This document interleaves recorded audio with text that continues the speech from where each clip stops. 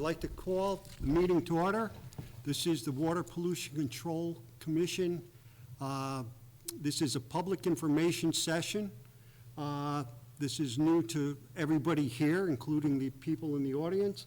So at this point in time, I'm going to turn this meeting over to Doug Coulter. Good evening, Mr. Chairman.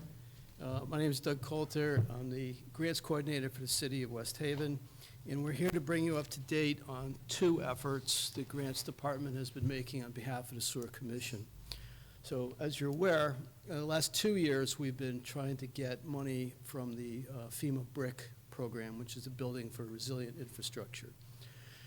And our primary goal here is to alleviate your need for capital borrowing to do the necessary improvements to the plant. And there's two projects we've been working on. One is the outfall pipe, which is in danger of some severe storm damage. Should it be damaged, it would seriously impact the effectiveness of the plant to clean the water before it's discharged. And it could have a serious impact to the life and quality of life in Long Island Sound for both the nature and the humans that enjoy it. So we're very concerned that we can address that in a timely manner and find you as much money as possible from outside sources to alleviate your capital borrowing needs. The other one is the flood hardening of the plant. Taking sea level rise into account, we know that we've been told within the next 50 years to expect sea level of Long Island Sound to go up by 20 centimeters, which is roughly knee height. So those are storm flood increases that could seriously impact the safety of the plant in a severe storm event. Obviously, losing this plant to a storm condition would be a very serious matter for the region, not just the City of West Haven. And so we have a separate effort going forward to put flood hardening walls around the plant and the main sewer pump to protect it from these high wave impacts from extreme storms. So one of those efforts is a grant that we applied for through FEMA, which they awarded us the study money.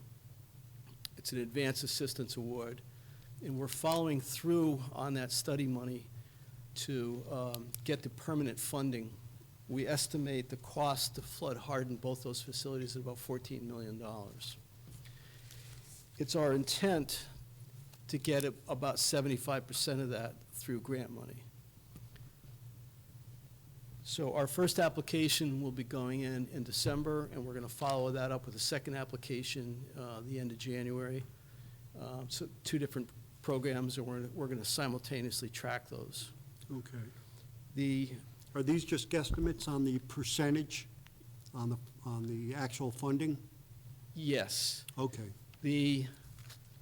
All FEMA money requires a 25% local match. It can't be a federal source. All right. So if we are successful in getting you those funds to harden the plant, then we would have to look to the commission for the 25% local match. Okay. And that would be over a 2 or 3 year period. It's not going to hit you in 1 year. The second project we're working on, of course, is the outfall pipe. And I'm sure that those of you who have been here for a long time have watched the outfall pipe estimates go from 12 million to 18 million to 30 million. And where we stand right now is we're looking at a total projected cost of between 45 to 65 million. What we've been able to secure so far, mostly through the efforts of our city engineer, Abdul Qadir, is a clean water fund commitment, which currently stands at 36 million. 20% of that is a grant, and 80% of that is a loan. The good news is the loan is a 2% fixed interest rate, which is way less than inflation, so you're actually paying it back with less dollars than you borrowed. What's that, 20 years or 15? And that's a 20-year amortization. 20 year? Yeah, and that, I believe that That's to be payable better. back to the state of Connecticut? Yes, you'd pay it back to the state of Connecticut. That would be a better rate than you could bond at.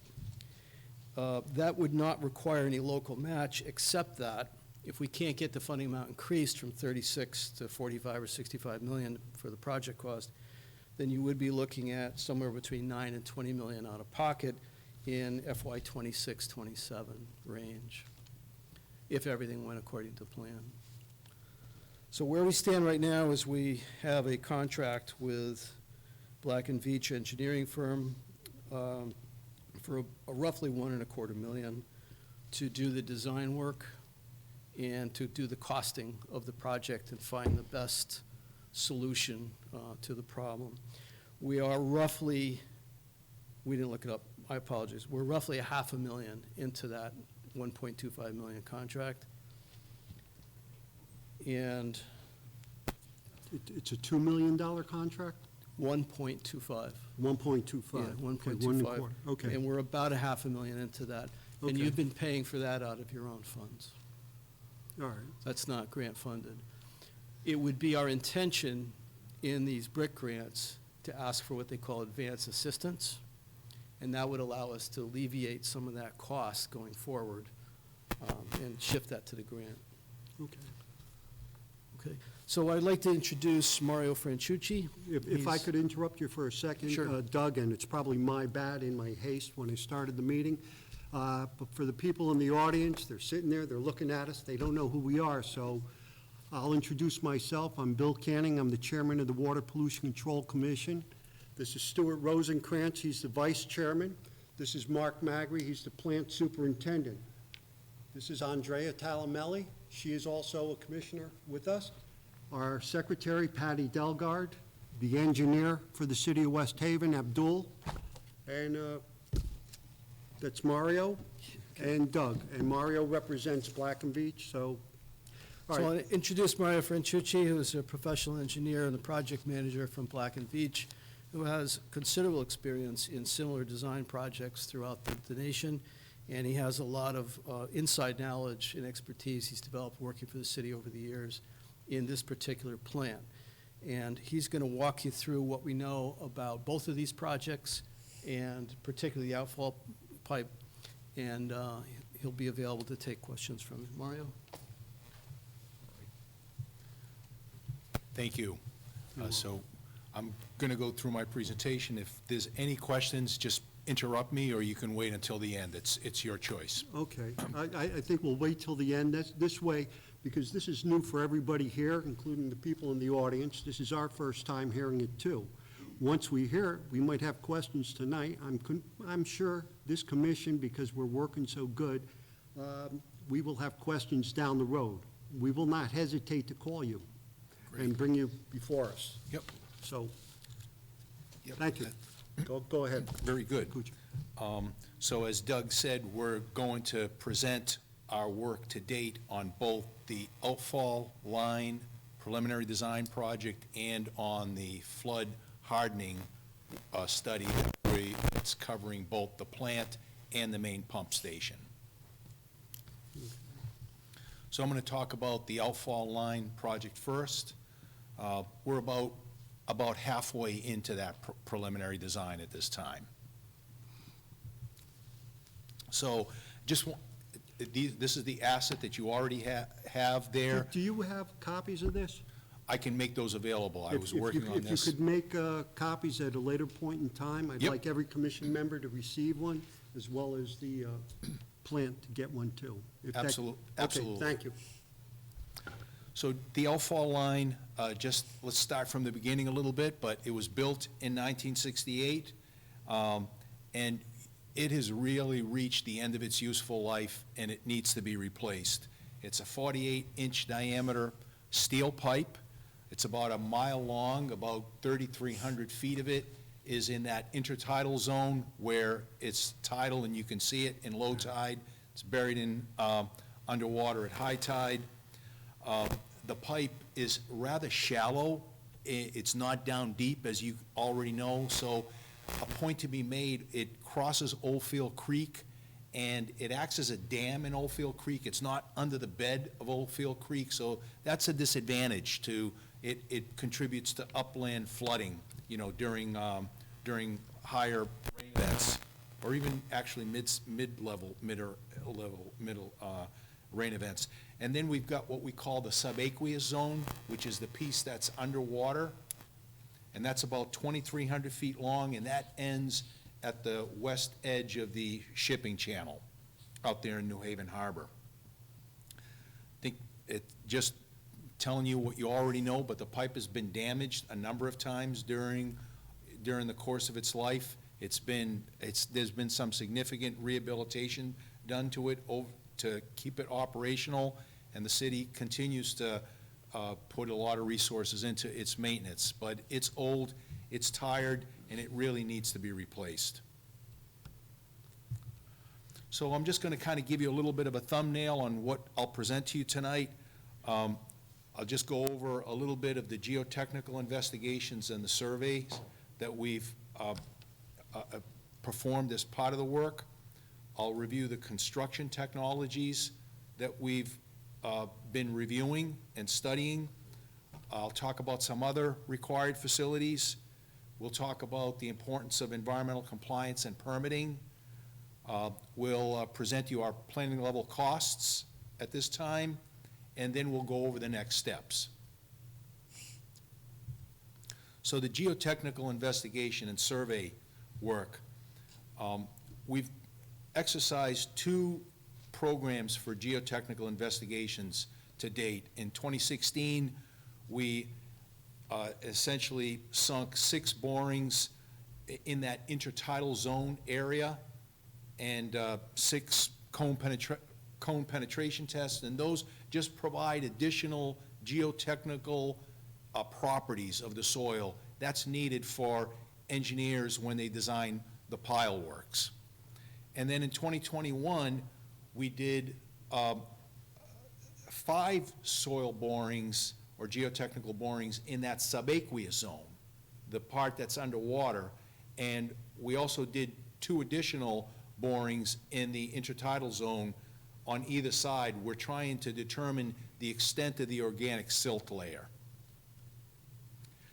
I think the one thing, obviously these reports are rather extensive, but the number one thing that I would like to leave you with is that there's a significant thickness of what we call organic silt underlaying the surface of the ground here, and that organic silt is really a burden. It's the reason, in many respects, it's some of the reason why the existing pipe has failed, but also it needs to be, to address a construction properly, it adds cost to the project. I'm gonna describe that to you here in a little bit, but it's, in some areas, it's as thick as 40 feet deep, this organic silt. It's not like a small lens. It really is 40 feet, and even, I think it's up to 42 feet we've measured thick. So I'll get into that here in a little bit, but that's the biggest takeaway that I would like to leave you with on the geotechnical side. But we've done a fairly extensive program to really map out what that looks like. We also did surveys and bathymetric survey to date. We've undertaken topographical survey and to basically map out the area, but we've also done bathymetric survey, and bathymetric survey is really the equivalent of topographic survey except for underwater locations. So we've developed some pretty good mapping of this area as well, and that was needed so that we could do our work. So I'm just going to review the construction technologies that we've looked at and we continue to look at. As I say, it's a work in progress at this time. We looked at tunneling. You know, we all know, and we'll get into it a little bit later, we all know that we're in a very sensitive environmental area. We've got bird species, we've got fin species, we've got wetlands. From the minute the pipe leaves the plant until it ends at the shipping channel, the entire length goes through sensitive environmental areas. We've got shellfish beds, we've got it all out here. So tunneling, we actually considered tunneling because tunneling is rather inobtrusive to what's going on at the surface. This tunneling, for some of you that may not know, is, I guess it's what they're doing up in Hartford with a tunnel boring machine. We looked at that. It's a feasible construction method. It needs to go underneath those organic silts. The organic silts is that middle layer that's in blue. Okay. So we need to be well beneath it. That horizontal pipe underneath it, we need to be in that good material. The good material is underneath that organic silt layer. So the pipe has to go in that good material. But even though it's a feasible alternative, we eliminated it because it has a very high cost component to it. So we stopped looking at it. But we brought it to a point where we can say that. We also looked at microtunneling. Microtunneling is similar to tunneling. The tunnel boring machine is a manned entrance machine. It's actually a customized piece of equipment with manned operation. Microtunneling is similar. It's also a remote-controlled machine that basically advances along the route. However, it can be done it's a smaller machine, so it's done remotely. We looked at this as well, also a feasible construction method. Also, it needs to go beneath that silt layer, because otherwise the machine will start sinking if you're in that silt layer. It just doesn't have any strength. It has no geotechnical strength, that organic silt layer that I speak of. And what's also important about the microtunneling is that we need an intermediate shaft. Again, the advantage of it out the gate was that it was going to be less unobtrusive to the environment above. But it does not have the power to go a whole 1 mile long length, which is what we require here. So that intermediate shaft is needed, the one there in the middle. And that throws the cost to the high side, to the very high side. It also starts impacting the environment. So even though it's feasible, we dismissed it because of cost. So what else did we do? We looked at horizontal directional drilling. And horizontal directional drilling is also an interesting concept, because we can do construction, we can construct this pipe, but in a trenchless manner, without opening up the ground. We're basically basically drilling a pilot hole from one end to the other, reaming out the soil in that hole, and then essentially pulling that pipe right through. That's how it works. It's very specialized contracting that's required. We believe that it is feasible. We've also checked with numerous national experts and industry leaders, contractors. I do want to leave you with the note that it is at the upper level of experience, but we're convinced that it will work here. But there's not many of them at this size range. This is a very large project. You have a very large project in terms of a mile-long pipe, 48 inches in diameter, and in a marine environment. That's the key. The marine environment makes it more complicated. The other nice note, though, about the HDD is that it bypasses those environmental sensitive areas. Again, we can go underneath. We also looked at the more traditional cut and cover construction methodology, which we're usually, all of us are more familiar with. Again, it's a feasible construction method.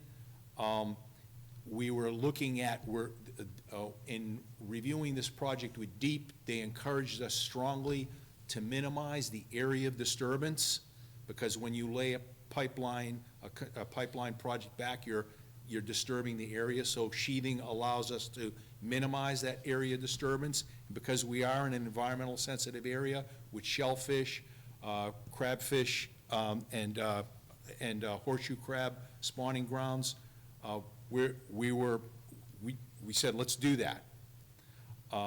We also, because the soil is so badly, because we have that organic silt, we're going to have to drive piles to support this pipe, just like there is right now at the intertidal zone, but we're gonna have to dig them, we're gonna have to drill them even deeper because of that soil depth, that organic silt here. It also has the largest environmental impact, but it's feasible. So this was kind of what we looked at. Do you have figures on this already, or Excuse me? do you have figures? Yes, here's one right here. No, figures, I'm talking money. We're gonna give you that. Fine. So this is what we showed Deep. We had numerous meetings with Deep, along with the city. Why weren't we consulted beforehand? I'm a little verklempt for my commission as a whole not to have seen this prior, because I think we should have been informed, and that bothers us a bit, this entire commission. That's one thing I'd like to just put on the record, that it's there. So, I mean, this is a big undertaking. This is something that needs a lot of deliberation. Yep. This has to take into concerns the taxpayers, what we have, what we don't have, what we could afford and what we can't afford. So, I mean, there's a lot of different variables that go into this project as you're talking already. So it's, Yep. And we respect that, Bill, but we're nowhere near making any decisions. So we're not, I hear you loud and clear, but we're only, as I said, we're only about halfway through with preliminary design. There's a lot of additional time for strong input from your end. we should have been in on it from the beginning. That's my Okay? understand, and that might just be my opinion, but go ahead, Mario. Again, this is one of the figures that we prepared when we met with Deep. And we met with Deep, we met with Fish and Wildlife, we met with the Army Corps of Engineers. We met with a lot of, it was a Zoom-type meeting. Of course, the city was represented. Abdul was there. Tom McCarthy was there. So we reviewed that with them. So basically, what we identified, what we wanted to communicate to Deep was the area of disturbance, because with the area of disturbance, they were going to start telling us what we needed to do in terms of permit compliance. So we said, we're gonna sheath everything. That area in the intertidal zone, we've estimated approximately about a 250-foot wide area of disturbance. And then when we're in the subaqueous zone, we think we can keep that to about 20 feet area of disturbance. We're gonna be pulling material up, and we're gonna be storing them on barges, and that bad material, the organic silt, would have to be removed. At least our assumption right now is that it would be removed through, in the spoil pile, which is off-site, which is off of Long Island Sound. It would all be done by barging, no land work. But that would also have to be reviewed and accepted by Deep. Okay? So we looked at this and we said, okay, this looks like a good plan right here. Let's move this forward. Let's start developing some additional work, including assigning some planning level costs to it. Before I do that, I want to talk about other facilities that we're going to need in addition to the pipe. The pipe obviously carries the bulk of it, but we need a facility at each end. At the tail end, or at the discharge end, what we'll need a diffuser. And the diffuser is needed so that that treated effluent is mixed with the receiving water. That's why that's needed. So we've configured a diffuser assembly for that end piece. We've also used dispersion modeling. We call the Cormix software modeling to help us configure a diffuser and to look at what a diffuser would look like here. That also needs to be pile supported at the end. Okay, so that's, in addition to the pipe, we need the diffuser at one end, and at the plant end, we're gonna need a pump station. We're gonna need a pump station basically to overcome sea level rise that Doug mentioned at the beginning. Even though sea level rise is not doesn't seem to be existing right now. This pipeline is gonna basically have a 60-year life. You know, we're gonna design it so that it's gonna last, from engineering means, a full 60 years. So over that span, we're gonna have sea level rise, and DEEP is requiring that we account for that. So to account for sea level rise and to account for peak flows and large storms, we're gonna need to pump.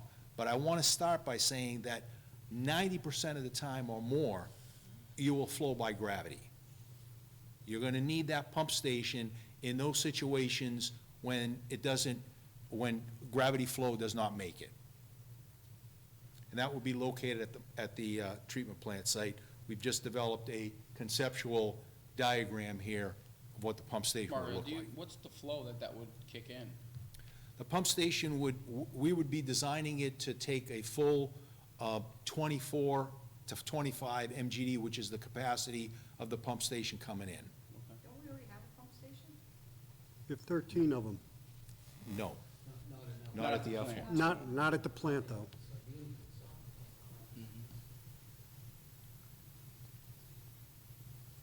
I'm sorry, Mario, I have one more question. Do both of those designs require a pump station? Yes, Okay, so if you Yes. pull the pipe through, you still gotta have a. correct. Okay. Correct. So we're just gonna talk a little bit about environmental compliance and permitting, because we've been doing that as well, just to try to keep pace. First, we develop our technical work, and then alongside, we're working on the environmental piece. So again, the project footprint, as I noted before, it traverses tidal wetlands. As soon as it leaves the plant site, you're gonna be impacting the environment. We're gonna cross that tidal creek. We've got piping plover nesting habitat on Sandy Point. There's gonna be time of year restrictions there as to when you can do construction and when construction will be allowed. We've got the winter flounder, which spawns during the winter months. So that, the federal government has told us that you need to be aware of that, and we're aware of that as well.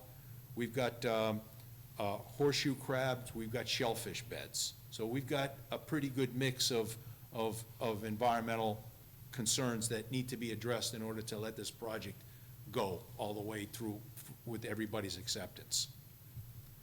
And this is just to paint the picture that there will be numerous permits involved.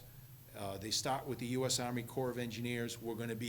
We've already started some initial correspondence with the Coast Guard, because even though we're not gonna be constructing in the shipping channel, we will be impacting possibly some shipping with some of the alternatives that we're thinking about. We're gonna have to be thinking about deep wetlands permits, 401 permits, flood management certification, and then including the city's flood management board needs to be consulted and agreed to. So this is just kind of a picture, a snapshot of all the permits that need to be undertaken, and we're aware of that because if we wait too late for that, then your technical work will be done and your permit will lag. So we're trying to kind of doing them in a sequential manner.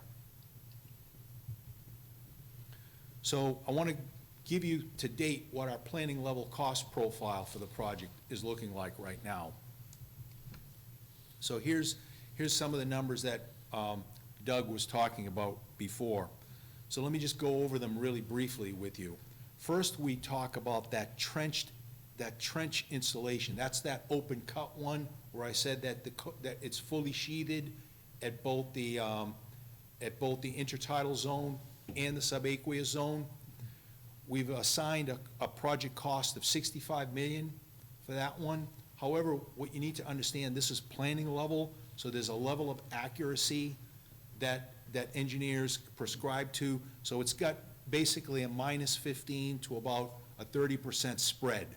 So it could be anywhere from 59 million up to 85 million. But the best estimate right now is in that middle. But want to let you know that there's a level of accuracy here. What we did was, after we saw that cost, we said, what else can we do? We understand that the environmentalists want us to narrow that trench as much as possible, but we can't bankrupt the city and have, there's gotta be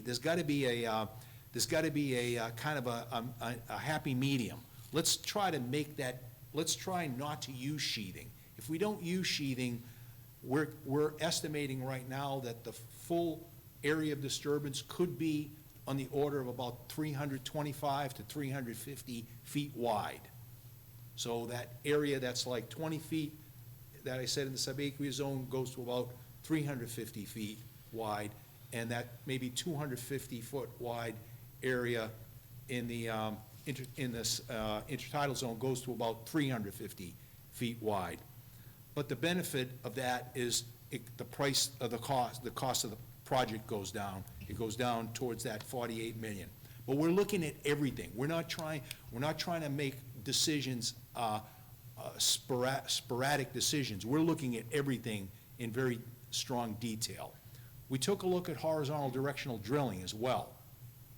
It's got a lot of advantages that I pointed out before, and it also has a cost profile that's lower than the full trenched option that we approach deep with. So we're thinking that horizontal directional drilling could be on the order of about $50 million, maybe from 44 to 65 million. We're gonna develop all these alternatives more. So next time you see me, I hope to have more refined numbers. Can But you go back to that picture of the horizontal direction drill and, okay, I had a question on. Sure. on that.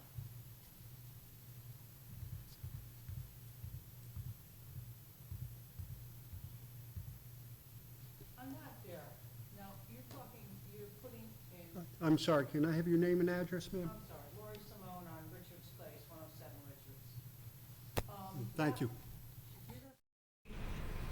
You're still keeping the 48 diameter tunnel. yes, the and that 48-inch pipe- So diameter you're pipe. taking out the old pipe, putting in a new pipe. Is that correct? That's the plan. The existing pipe will keep operating until this new pipe is fully constructed and operational. Then and only then will the old pipe be abandoned and removed. This pipe is open and you pull it through. How do you keep the sand from filling it up on the other end? Yeah, it's,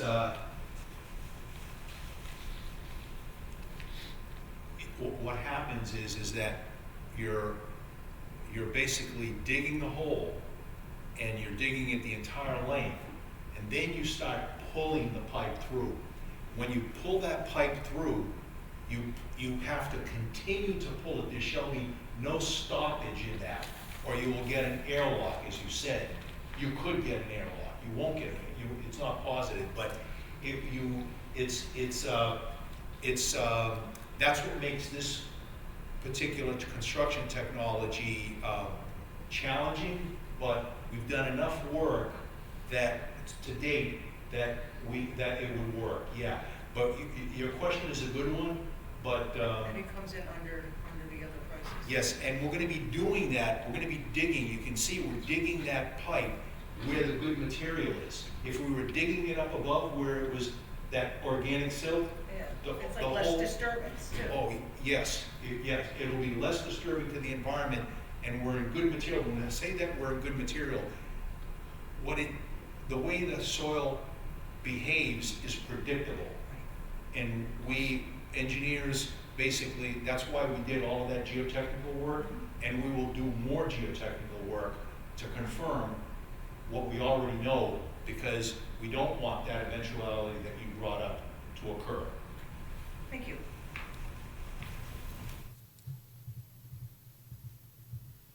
Let's go back to the costs. So I identified the horizontal directional drilling one, and then at the very bottom, we came up with this idea called the hybrid installation. And the hybrid installation is in the intertidal zone, let's do open cut. But in the subaqueous zone, let's do HDD there. because I noted at the beginning that we're at the upper end of experience for HDD. This would certainly shorten the pipe length and bring it more towards that experience level that exists in the industry. Okay? So what are the next steps? In closing out this part of the presentation, the preliminary design work, which we are undertaking right now, our estimate is that will be done by springtime of this year, maybe the end of May, first part of June, we'll be done with that preliminary design. What we're also going to be recommending to the city is to maximize competition in construction and thereby realizing more attractive costs because of the cost profile that you saw. And those are our planning level estimates. Our recommendation would be that we allow multiple construction technologies to be bid. In other words, prepare open cut, prepare HDD, and prepare hybrid. And let the industry leaders, let the people who do this every day, the contractors, come up with a cost. Our plans will be such that either one will work, but allow any one of the three. So that's going to increase bidder competition and give you better costs. The environmental permitting, we're undertaking, we're just wrapping up an ecological survey that we had to do because DEEP asked us to do that. So we're going to be submitting applications to DEEP upon completion of the preliminary design. And what we'll probably tell DEEP, and I haven't figured all this out right now, but we'll probably tell them the worst case in terms of area of disturbance, and that way we don't have to go back and forth with them, which minimizes the schedule impact. So we're thinking of probably a 6 to 12 month approval process with DEEP. That's how they don't operate very fast in that regard. After that, we can undertake that detail design that's going to be preparing plans and specs. And the construction duration, we're thinking it may take 2 seasons because there are exclusion periods, but it could take probably upwards of 2 years to fully construct this pipeline. Including the pump station? Yes, yeah, everything. So, and to commission it. So that's kind of where I stand right now with the next steps. I'm going to shift gears a little bit right now and just review the other project that Doug told you we were going to talk about, which is the flood hardening project at the plant and the pump station site. We have to kind of change our lenses here. We're talking about flooding. So this is a FEMA flood plan map. You know where where the main plant is. There it is on the figure. The city has also asked us to see if we can protect the area just north of the plant to the boat ramp, and then also the main pump station. So that's what this project covers. So again, just the thumbnail that I would like to give you right now as to what I'll present here. Again, we did topographical survey and geotechnical investigations here as well. We needed to come up with flood elevations. We're going to just look at some of the alternatives that we reviewed, recommendations, and then the next steps there. So I want to start off by showing you what Mark definitely already knows, which is the plant site. It's essentially a spaghetti works underneath the ground here. We have an awful lot of pipe, a lot of conduit of every type, whether it's sewer, water, gas, electricity, instrumentation. If you can name it, it's under the ground here at the main pump station, a very congested site. And that's going to, the reason I want to bring that up is that sort of plays into our recommendation. That's why I bring it up. The main pump station is less congested overall, but within the area of the building itself, it's very congested. We undertook topographical survey here, and big reason for that is, as Doug said, he's seeking funding from the local branch of FEMA, and they required us to take topographical surveys. Even though the city may have had it, they wanted elevations at every structure, every doorway, every window, every opening. They wanted us to do this, so we did it. Otherwise, you can have done the best work you had done. If you didn't have this done, they wouldn't have accepted your work, and then the city would not have obtained the money. We did, on the geotechnical side, we do have geotechnical, from our past work, we have geotechnical information already at the pump station and the plant, but we took a few more, just 3 more we took, not at the plant, 2 at the pump station, and 1 just at the boat launch area. We just wanted to see what the soil profile looked like there with some limited environmental testing. So this slide has a lot of numbers. I don't want to drown you with the numbers, but maybe that one that's in bold, you want to look at that, flood protection elevations. And the reason this is, what we're doing is we're protecting the sites from flooding. The real question is, how high does the wall need to go? So that's what this slide does. It does a number of calculations, and we identified the flood protection elevations. And we had to work closely with DEEP and CIRCA, which is the Connecticut Institute of Resiliency and Climate Adaptation, that sets the tone for these elevations statewide.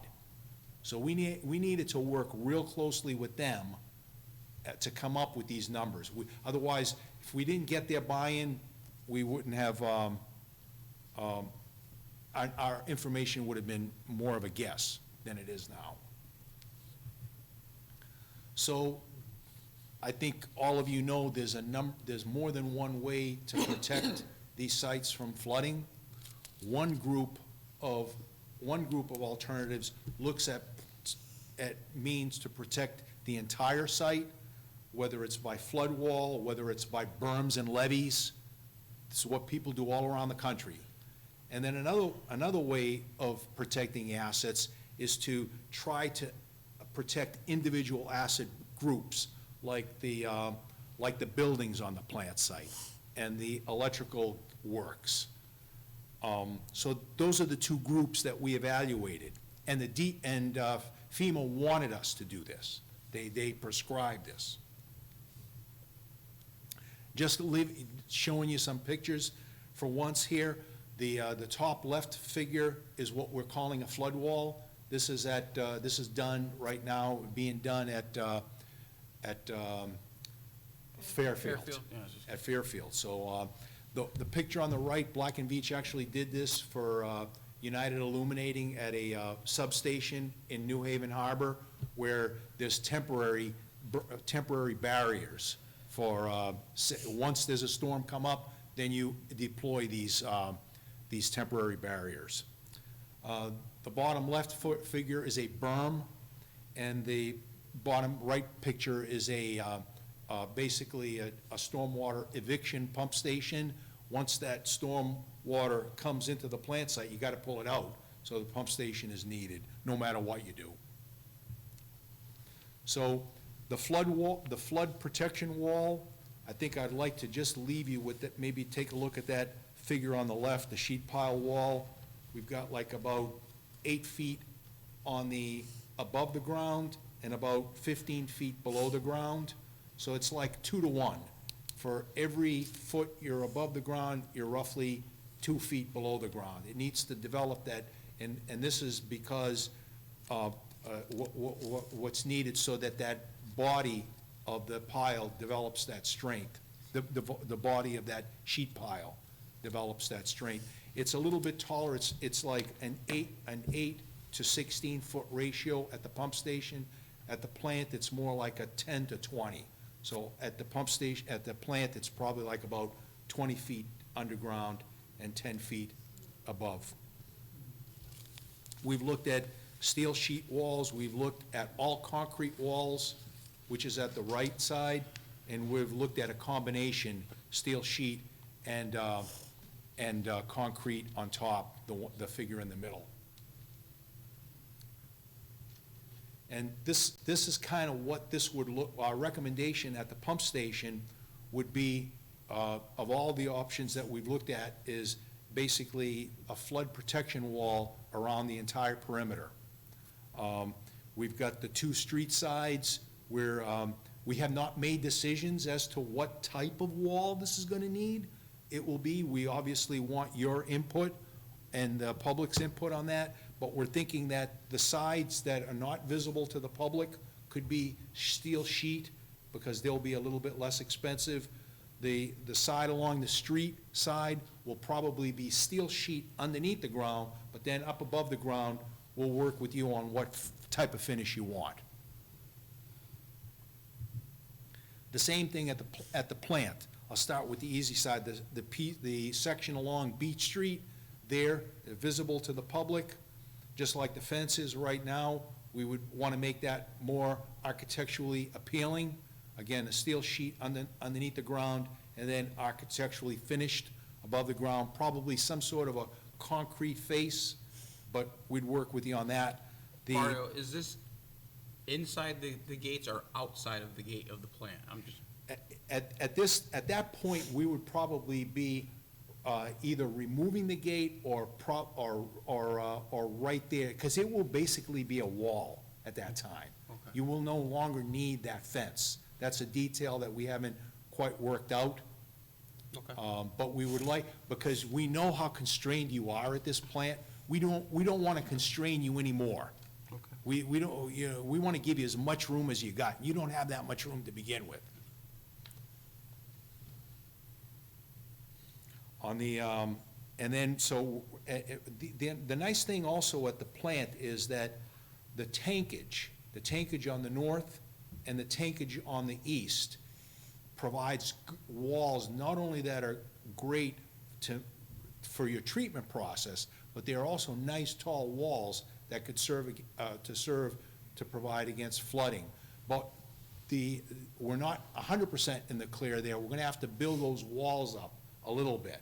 That's why we've got blue lines on top of those walls there on the north side and on the right side. We even have a little bit of red wall, if you notice, because we're gonna have, that wall's a little lower, so we're gonna have to build that one up maybe about 4 feet.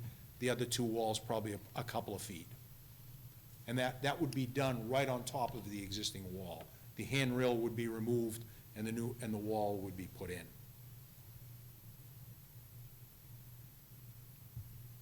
So our budget costs for this is, as Doug was pointing out, at the plant, we're looking at on the order of about $9 million. We developed these costs the first quarter of this year, so quite honestly, they're going up with inflation. And then at the main pump station, we're looking on the order of about $5 million there. But again, we'll be working with you to determine what this is all gonna look like. And that's the end of my presentation. Thank you. Thanks. Thank you. First, I'll open it up. Is there anybody from the audience that has a question? I just wanted to know what were the, Could you speak up, ma'am? I'm sorry, Laura Simone again. I'm just wondering between the longevity of the sheet wall and a concrete wall, considering their different elements, being that I mean, how does concrete hold up for the next 50 years? I think they're both going to have the same useful life. They're both going to be long-lasting structures.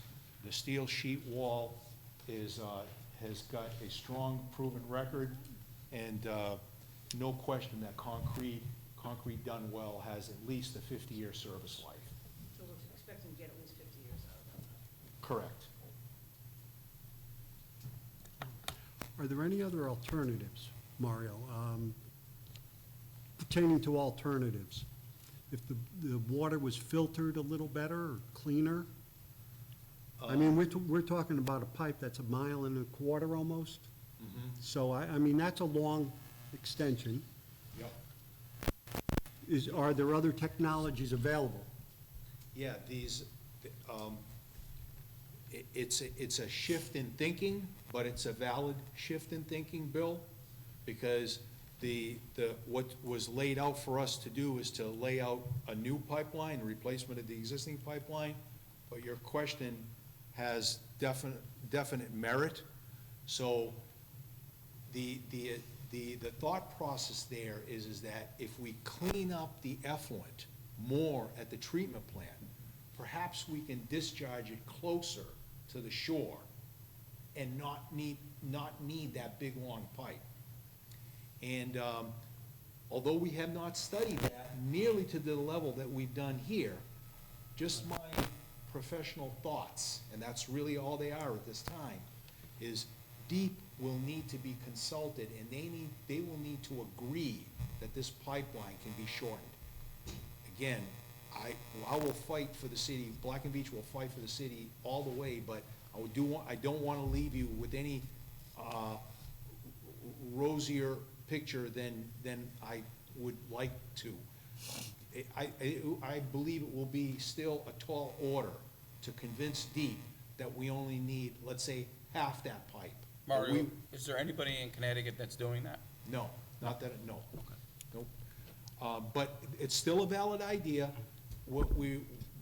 But what we'd have to do, Bill, is we'd have to probably install UV, ultraviolet light. Okay, like To- reverse osmosis and type of, Well, ultraviolet light certainly to replace chlorine, because a big Okay. reason why that pipeline exists is to provide chlorine contact time. yeah. But then also to mix the effluent with the receiving water. So you will still need to put in UV. You will still need that pump station. That pump station, in fact, may actually have to have higher head because you're gonna have more head loss through there. So, and then you will still need to do something to that pipe. You cannot get away from not doing that, because I said at the very beginning, that pipeline is shot. It really needs to be replaced. You know, it is, I mean, it's served the city well since 1968. It's unfortunate that we're here talking about a very difficult thing right now, but it served the city well.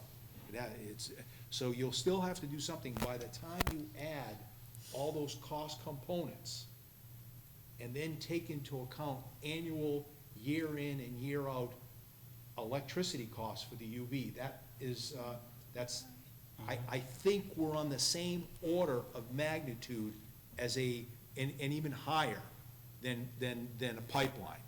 If you want us to look at that for you, we can do that, but I was sort of prepared for that to some extent, Bill.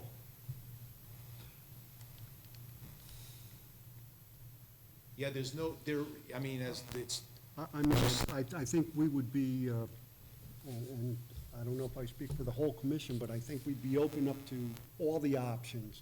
And if we can beat the curve, this way we're not buying a 1929 Ford Model T all the time. You know, we have to bring it up to date. Yep. Maybe we can be an industry leader if we're able to surpass what the standards are and be ahead of the curve. And for many years to come, we'd be on the safe side. Okay. You understand what I'm? Yeah, I think. I mean, it's, You don't, basically what you're saying, you don't want us to close our minds to anything, and we're Sure. relentlessly not doing that. I hope Correct. some of the alternatives have shown that we're thinking that way. okay. Can I ask, what is the size and construction of the pipe? Can I have your name and address, please? Rich Hebert, 166 Bloom Street. I'm Rich Hebert. Rich Ebert. Hebert, 166 Bloom Street. Thank you. So,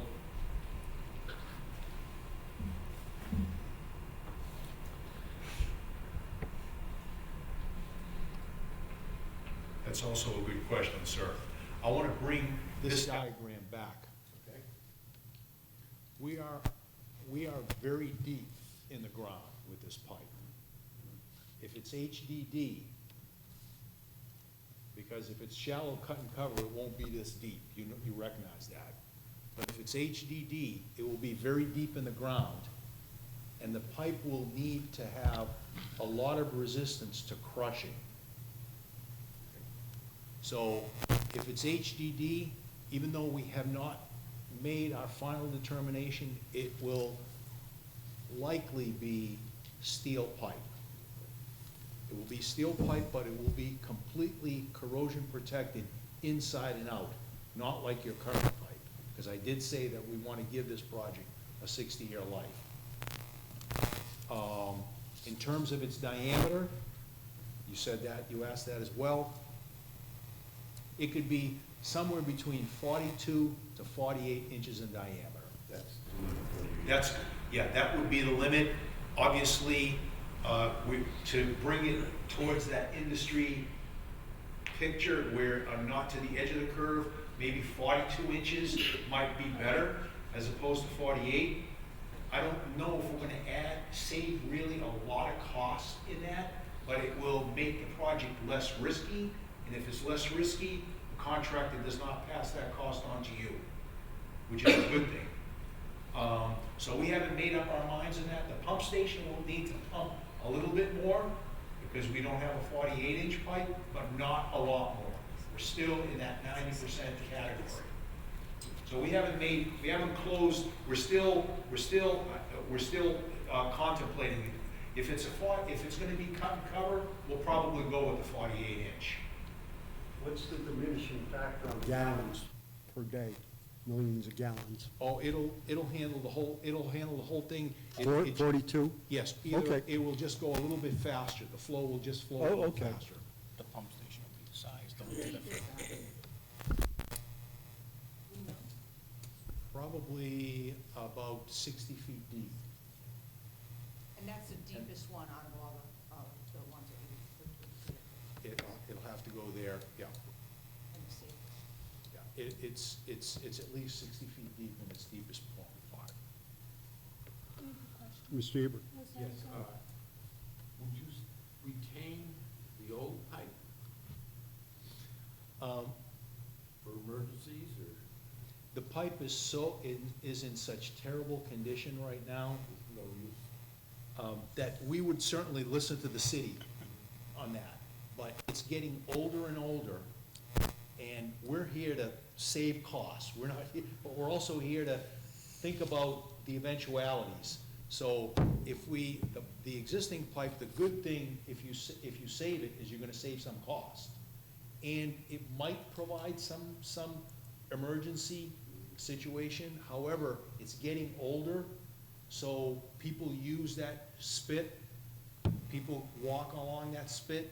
So in 10 years, we don't want, everybody will have forgotten that old pipe because we've got a new pipe. We don't want anybody cutting their feet and causing, so right now, we're thinking about just removing that pipe from the intertidal zone. And then just going out just far enough into the subaqueous zone where somebody might swim, but not all the way out to the end. So we're just thinking about just removing a portion of it. So Just- your new pipe is gonna be completely underwater. Correct. It will be The complete. existing pipe has some appearance underneath the sand that's out there today, is that correct? Yeah, our new pipe, you will not see it. It will be down deep enough. It will be below the bed of Oldfield Creek. We will have learned the hard lessons that the old pipe, we're not gonna go over those. We're not gonna stumble over those same obstacles. We're gonna make it work better, obviously. So you said you're removing the organic silt first, right? Is that what you said? If we do the cut and cover. Right. And if we do the cut and cover, well, no matter what, it would have to be removed, correct? And that's 40 feet deep? Well, In some in its spots. deepest location, you could, Up in the, yeah, if I, I don't know if, yeah, here's my mouse right Right. here. In this area right here, it comes right up to the surface. See that? Can you see my mouse moving? yes, Up here, we've got this sand layer, Okay. but it's really not the good, strong sand, but we can reuse this. You can probably reuse this. Anything that all this organic silt would need to be removed. So the smaller the trench, Right. obviously, we would have less to remove. But you're gonna have to pay for that pile, for that sheet pile work. And that sheet pile is that sheet pile's gonna have to get down to this layer, down here. You can't stop it here. It's gonna have to, even though you're working at the surface, that steel sheet is gonna have to be sunk down deep. That's what makes it so expensive. Okay, I was just trying to figure out how that can be removed first, and then the depth would be not as, Yeah, what we'd be doing, okay, so I think I'm following you. okay, What we'd be doing is, even though we're not, first of all, I should also like to say that we are not gonna be dictating means and methods to the contractor. uh-huh, If we're gonna put constraints on them Right. vis-à-vis the permit, but we want their ingenuity, or they're not gonna give us their best cost and Yeah. their good thinking. So first, I wanna start with that. But a method that we were probably thinking is that we'll probably dig out maybe 200 feet at a time. We will build piles build piles, and then we will lay pipe for 200 feet. Okay. So you'll have opened up a section of 200 feet wide. gotcha, Remove that material, put in a sand bed underneath the pipe, and then backfill it with this good, we're gonna have to bring in soil. Right. To bring in, and anything that comes out will need to be disposed of. We're thinking right now that we're gonna make a play for the dumping grounds off of Long Island Sound, and we don't wanna bring it into the soil, we don't wanna bring it back on the shore, because that material is so nasty that we'd even have to de-water it. It's not gonna, yeah. yeah, okay, So again, that progression would be 200 feet at a time. Dig that 200 feet, put piles on both ends, layer pipe, and then, backfill it, and test it. You keep going, you just articulate that all the way down. okay. Thank you. In either one, we have to remove that soil and put in new soil in all of those scenarios, or is it just in this one? Not on the HDD. Not On the HDD, the only soil that we're removing is the hole that the pipe is gonna be pulled through. So what is the advantage of, cost-wise, is there a disadvantage to keeping that silt? Is there a disadvantage to keeping that silt? You say it's not, it's not quality to it. Well, yeah, we'd have to, I mean, we just think that there's gonna be so much material that you've gotta remove, the organic silt, and then you've gotta put in new material that we don't think the regulators are gonna allow us to just leave that on the bed. And there's also shellfish beds here. What we don't wanna do is we don't wanna contaminate any of that disruption, so at least there's still a lot of, that's why I call these planning level costs. There's still, there's an awful lot of things that we do know, there's still a number of things that we don't know.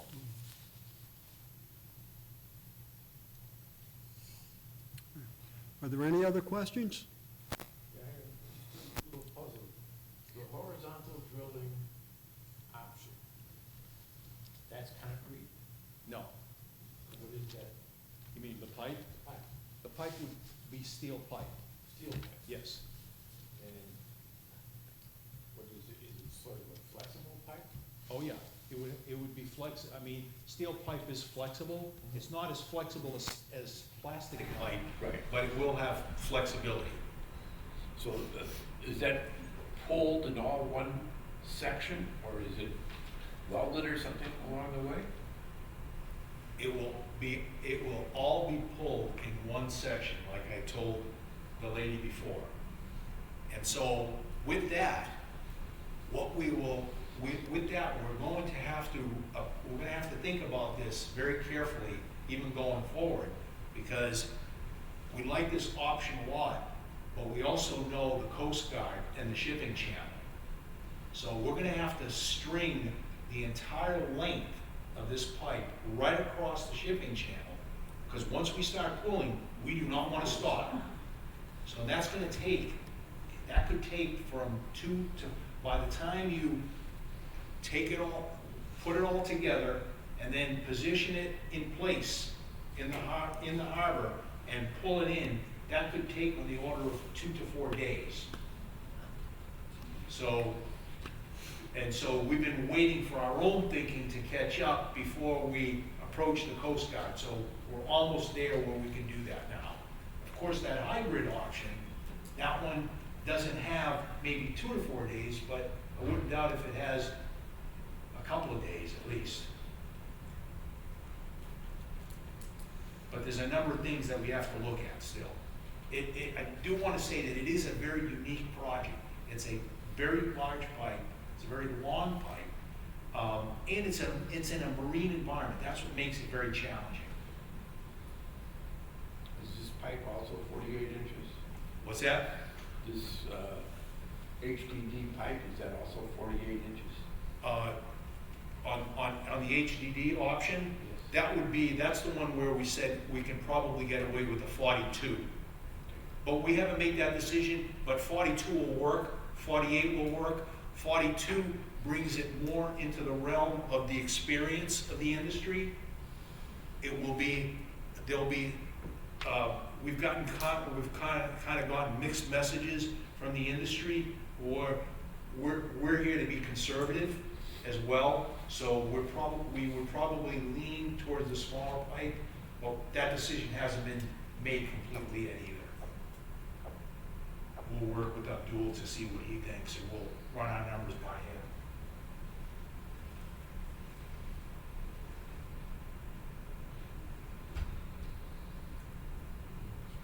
I have a question, and this is more about cost and everything. And it's actually more maybe towards Doug. You said we're $500,000 into 1.25 million. Yes. And then there's a 1.75 possible grant study. Are you part of the study, or I'm confused what happens there?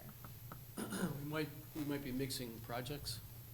Oh, okay, So on the outfall pipe, right, the CERT Commission has funded the study and the engineering out of your funds to date. That hasn't had any outside assistance. Our hope is, if we're able to turn our grant fortunes around, that we'll get some advance assistance, and they would let us start subsidizing what you're paying what out we're of the grant. paying now. Yeah, Okay, that's our hope. okay, I was just a So- little confused there, so thank you for clarifying So that. the good news about federal grants, if we're successful, and we have to compete nationwide with, large institutions for this money. The good part about that is it's outside money, we don't have to pay it back. Right. But the 25% match has to be spent as you go. Mhm. With the funds you would get from the state under the Clean Water Fund loan, you don't have to spend your own until the end. So that gives you a little more time to plan. Okay. I think one thing that always helps me on these generational infrastructure investments is to do an inflation calculator. So our fathers put this pipe in, 55 years ago. 55 years ago, this pipe would have cost them $7.5 million. So it just kind of puts it in perspective. So 55 million, 65 million is wow, but it's probably what they Comparable spent to put time. it in. Right, So it's probably all relative. exactly. Any other questions? Are there any other questions? All right, thank you for your presentation, Mario. Thank you. Um, That was really- We'll be, did you? No, I Oh. think it was a great presentation, Yeah. but I would love the PowerPoint. slide. Yeah, Yeah, that would be yeah, so if wonderful. the commission can get copies of that. Yep, absolutely. We'll work with Abdul and Thank you. Doug, and Okay, you'll- fine. and you'll Thank get you. it. Thank you. Okay. It's now 6:20. I'd like to call this meeting adjourned. Get a motion to adjourn this I meeting. would make a motion. I second it. All in favor? Aye. Passes. Thank you. Thank you. Thank you. And